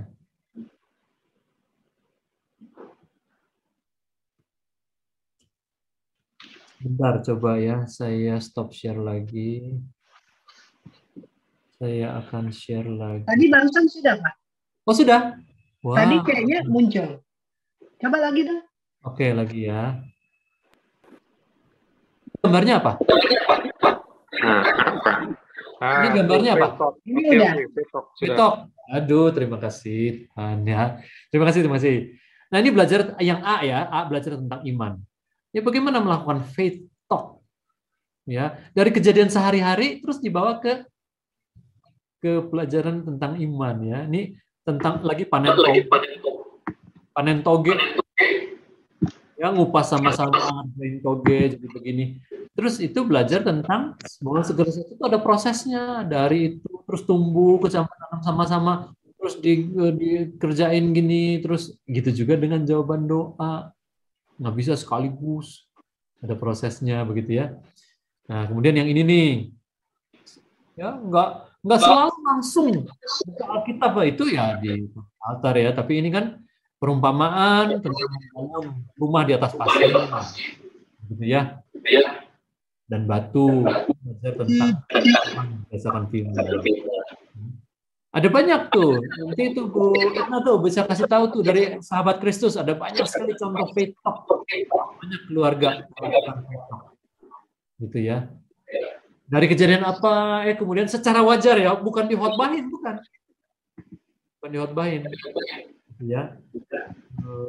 Kalau di Facebook saya suka baca di itu ya, Etna tahu ya, Nidia Sari tahu ya, tahu nggak? Di FB-nya ada. Etna ada nggak? Halo, Nidia Sari kenal dong? Iya, tahu Pak. Nah, di FB-nya dia banyak sekali contoh Pak faith talk. Kalau si anak ini tanya ini, terus jadinya akhir-akhirnya ke prinsip. Ada Manti Rifai juga dari sahabat Kristus. Itu, wah faith talk-nya itu indah-indah sekali dengan anak-anak. Nah itu belajar bersama tentang iman dari banyak kejadian sehari-hari. Begitu. Nah itu jadi pembiasaan di dalam diri anak-anak yang bagus sekali. Itu A. Sekarang B. Ini keluarga keidenya. B, belajar tentang berbagai keterampilan. Ini penting sekali, ini life skill penting sekali. Jangan cuma kognitif aja. Ya, keluarga Pak Tony dan Ibu Peggy. Bapak Tony melatih life skill berupa keterampilan membuat pizza. Ini kalau lakukan aktivitas-aktivitas gini jadi bondingnya dengan anak-anak, hubungan. Slide-nya belum berubah, Pak. Ini yang tadi? Iya, masih yang A. Ya, masih belajar tentang iman. Ini yang B. Ini yang B slide kedua, Pak. Wah, aneh sekali ya. Saya stop share lagi ya.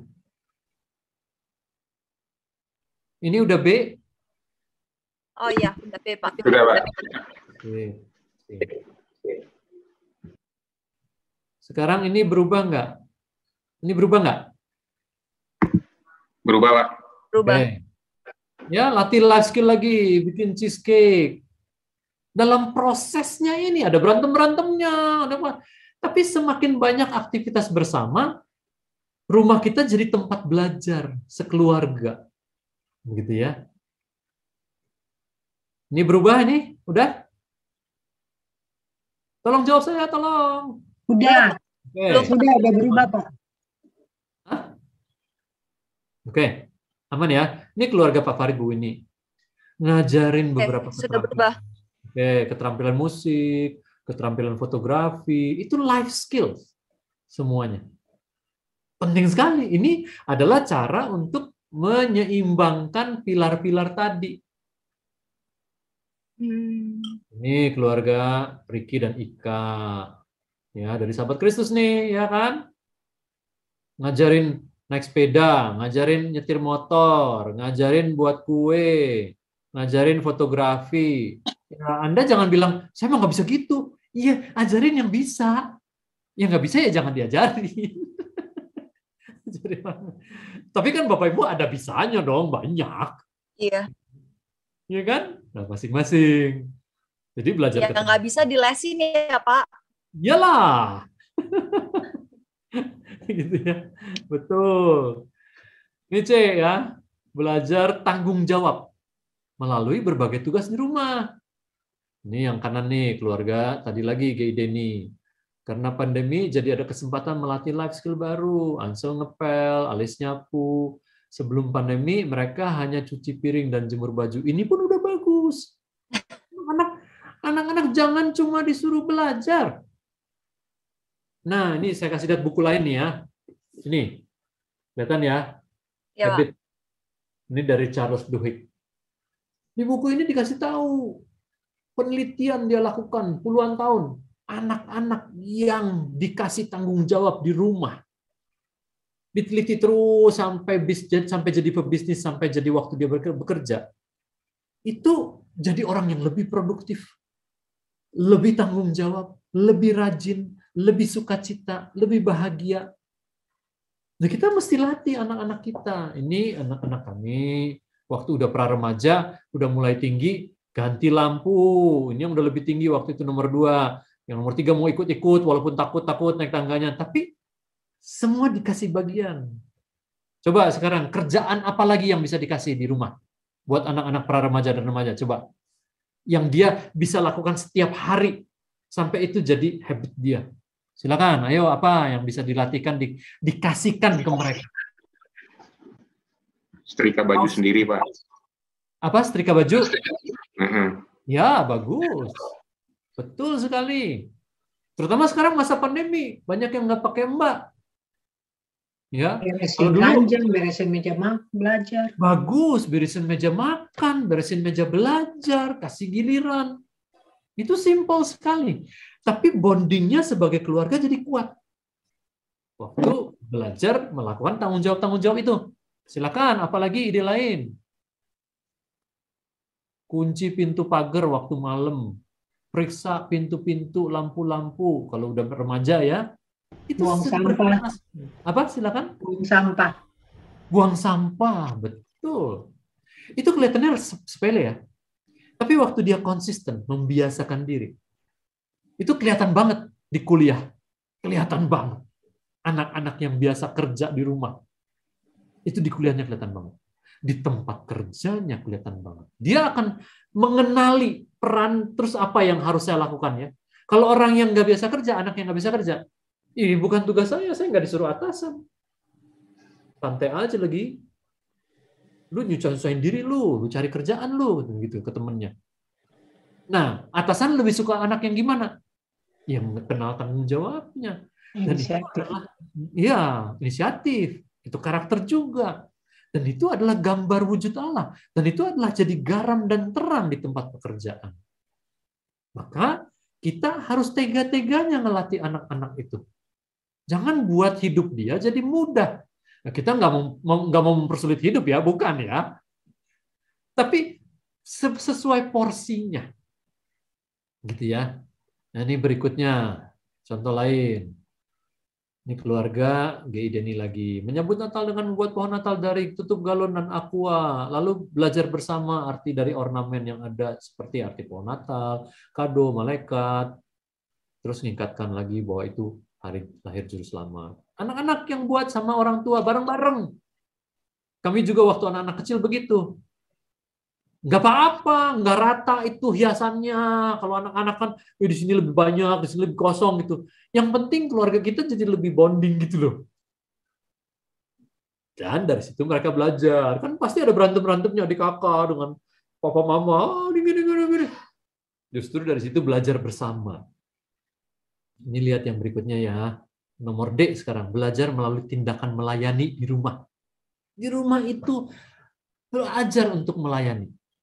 Ya, kesempatan untuk belajar melayani dengan menghibur opa oma, ajak ngobrol, terus beraktivitas bersama. Salah satunya bikin puzzle.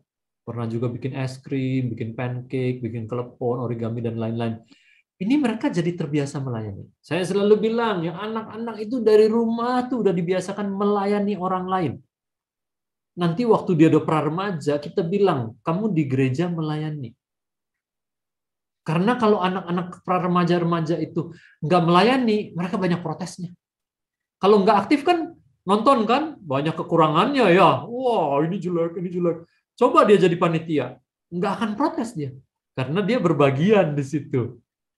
Nah, jadi kami bilang sama anak-anak sejak kecil, nanti kalau kamu umur 12, kamu ajukan diri sama Lause. Aku mau melayani ini. Nggak usah tunggu ditanya-tanya. Nah, kalau keluarga-keluarga itu menentukan seperti gitu, indah gereja. Nggak usah terus nanya, siapa yang mau melayani? Siapa yang mau melayani? Wah, gitu ya. Karena papa mama udah bangun pilar-pilar itu, how learning to live together. Ini ya, keluarga Pak Riki dan Bu Ika. Anak-anaknya belajar, nih 2 anaknya ya. Belajar melayani dengan menjaga sepupu-sepupu, bikinin acara-acara, bikin kue ya. Kalau anak-anak pra-remaja belajar mengasuh anak yang 4-5 tahun di bawahnya, mereka akan matang sekali. Anak-anak remaja mengasuh anak-anak pra-remaja memimpin. Mereka akan matang sekali. Lain kedewasaannya. Kalau anak-anak yang biasa melayani. Nah, terakhir nih, ini kami juga biasa sekali. Di rumah kami itu jadi pusat kegiatan dulu. Ya, karena kami punya homeschool club ya. Jadi ini anak kami nanti. Ini bikin apa, bikin puding, bikin roti, tapi anak rumah kami jadi markas. Nah, anak-anak itu dapat bagian. Ada yang nyiapin sampah, ada yang nyiapin bolpen kertas kalau tante atau tanya, semuanya dapat bagian. Kita melayani sebagai satu tim. Nih sampah nih. Nih ada tulisannya, ada yang menggambar ini gitu ya. Supaya orang-orang nggak usah tanya-tanya semuanya, karena kita banyak kesibukan. Nah, waktu anak-anak itu dikasih kesempatan hal-hal seperti itu, dia akan matang. Dia akan terbiasa memperhatikan kebutuhan orang. Terbiasa melayani. Jadi, mengasihi orang gitu ya. Lebih dari, kan sekarang kan banyaknya orang self-oriented gitu. Ya. Nah, jadi itu contoh-contoh, ada 4 tadi ya. Bagaimana melakukan faith talk, kemudian juga belajar tentang keterampilan bagian B-nya, kemudian C-nya belajar tanggung jawab, ya melalui berbagai tugas di rumah, kemudian D belajar melayani. Nah, ini nanti siapa yang mau memperoleh buku itu silakan. Selain buku saya, ada banyak buku lain mengenai karakter. Buku-buku yang saya pelajari sejak 20 tahun lalu ya dari Character First, itu menolong sekali kami bertumbuh dan berubah karena belajar terus dari situ. Nah, kalau masih ada waktu, diperbolehkan untuk tanya jawab, silakan. Saya selesai dengan presentasi. Silakan, Bapak Ibu. Dipersilakan kembali Bapak Ibu untuk bertanya. Mungkin kira-kira berapa menit lagi ya, kalau boleh tahu dari pengurus, waktu yang tersedia untuk... 1 aja ya Bu Yasna ya. Pak Rizal 1 aja ya pertanyaan. Mengingat waktu ya. Oke, silakan. Bapak Ibu ada yang mau bertanya? Cuma 1, saudara-saudara. Saya boleh nanya lagi, Pak. Kesempatan. Siapa? Simon lagi, Simon.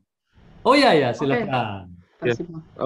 Pak Rizal, tadi kan beberapa bagian sharing Pak Rizal ya. Dan Pak Rizal beberapa kali info atau berbicara bukan cuma angka. Ya, bukan cuma angka. Apakah betul, Pak? Apakah betul menurut saya loh, Pak ya, apakah betul bahwa life skill itu lebih penting dari angka sekolah?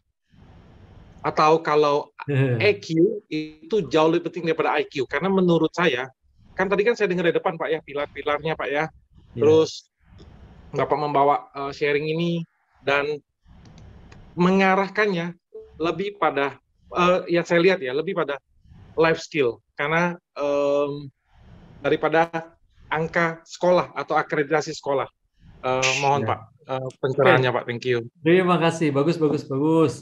Tadi kan di pilar udah jelas ya, sama pilarnya. Kenapa saya udah nggak nekankan lagi yang kognitif? Karena orang tua semua udah perhatiin, udah nggak akan lupa itu. Jadi saya harus tekankan yang lain-lain supaya menjadi lebih seimbang, begitu.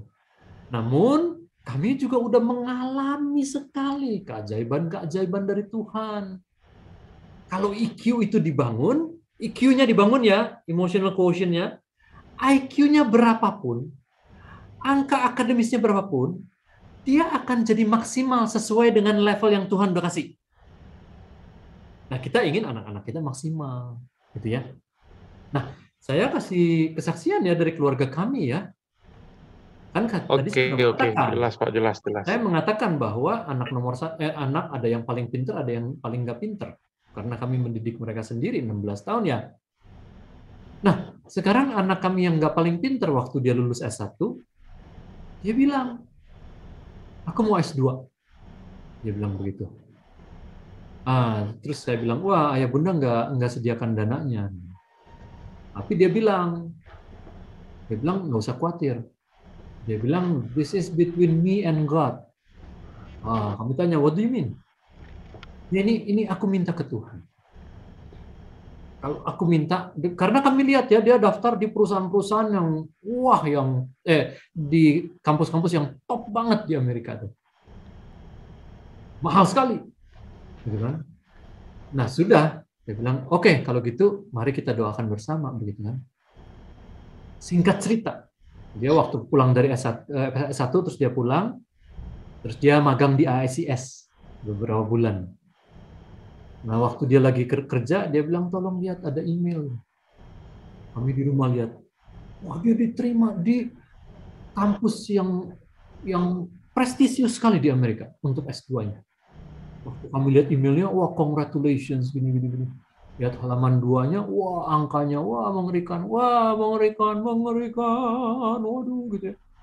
Terus di bawahnya, udah total angka gitu. Terus 0. Artinya dia dapat full ride scholarship. Wow. 100%. Anak kami yang paling enggak pandai. Tapi IQ dia kuat sekali. Dia punya kepercayaan diri yang tinggi sekali. Dia minta sama Tuhan. Dan Tuhan berkenan ya dalam hal ini ya. Enggak selamanya kejadiannya begitu ya.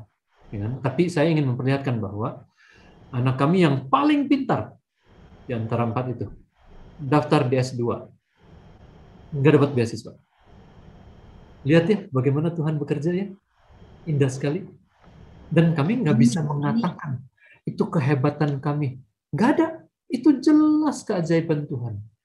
Dan dia anak-anak kami nggak bisa mengatakan karena kepintaran, karena nggak ada. Kalau kita mendidik anak-anak kita untuk membedakan manakah kehendak Allah, apa yang baik, yang berkenan kepada Allah, dan yang sempurna, kita akan melihat pimpinan Allah secara luar biasa. Dan dari situ kita memuji Tuhan. Dan itulah garam terang dunia. Begitu ya, Simon ya. Nanti akan saya sampaikan. Terima kasih. Nanti materinya akan saya sampaikan juga, akan saya email ya supaya Bapak Ibu bisa lihat semuanya. Terima kasih. saya kembalikan kepada Bu Yasna. Ya. Baik, Bapak Ibu yang dikasihi oleh Tuhan, puji Tuhan kita mendapatkan pelajaran yang sangat penting malam ini dari Pak Rizal Badudu.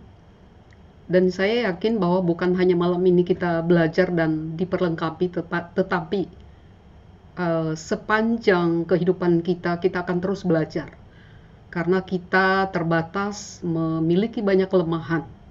Dan kalau bisa saya tangkap sedikit dari inti yang Bapak sampaikan malam hari ini, dari topik kita, yaitu bahwa orang tua yang terlebih dahulu diperlengkapi untuk menjadi teladan, untuk sungguh-sungguh mengasihi Tuhan, dan pada akhirnya baru kita mampu akan menjadi teladan bagi anak-anak, sehingga keluarga kita menjadi keluarga yang bertumbuh, berbuah, dan memuliakan Tuhan dimanapun kita berada.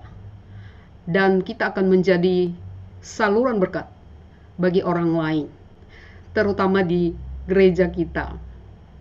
Baik Bapak Ibu, kita akan mengakhiri webinar kita pada malam hari ini. Tetapi sebelum Pak Rizal untuk menutup di dalam doa, kita akan menaikkan satu lagu pujian masih berkaitan dengan topik ini, dan kiranya ini semakin meneguhkan kita dengan pujian yang tentu kita akan ikuti dari tempat kita masing-masing. Dipersilakan Ibu Etna.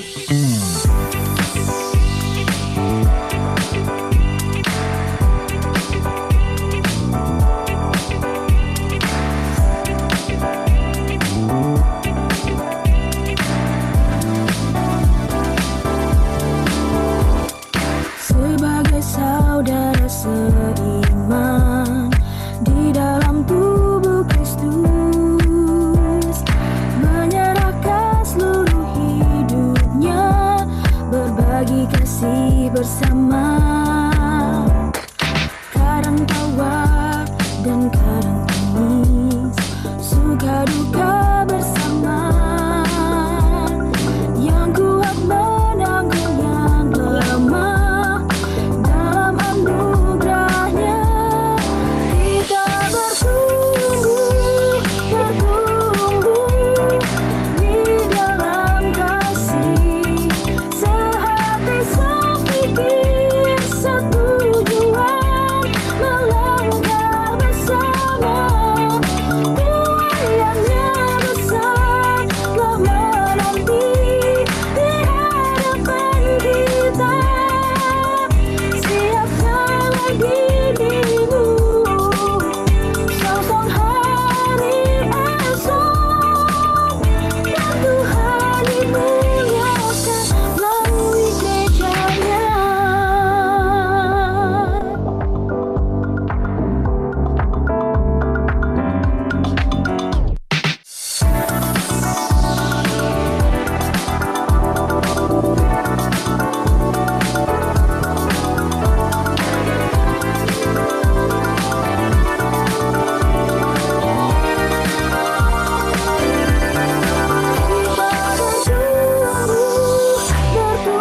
Bertumbuh di dalam kasih, sehati sepikir setujuan, melangkah bersama, tuayannya besar telah menanti di hadapan kita, siapkanlah dirimu, sosok hari esok,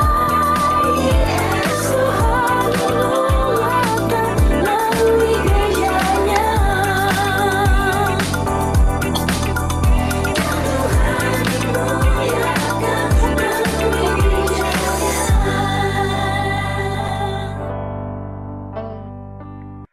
Sebelum Pak Rizal menutup kita di dalam doa, saya kembalikan ke pengurus. Mungkin ada pengumuman dari pengurus atau dari Pak Gembala kita, Pak Tata. Saya persilakan.